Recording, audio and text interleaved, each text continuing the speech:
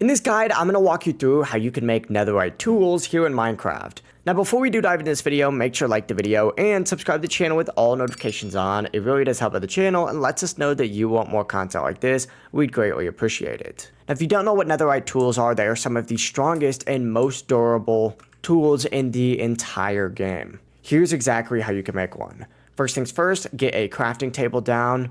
And also while you're at it, I recommend placing a smithing table down just now so it makes it a little bit easier. And what you're going to want to do is actually combine 4 netherite scraps with 4 gold ingots in a crafting table just like this. This is going to make 1 netherite ingot.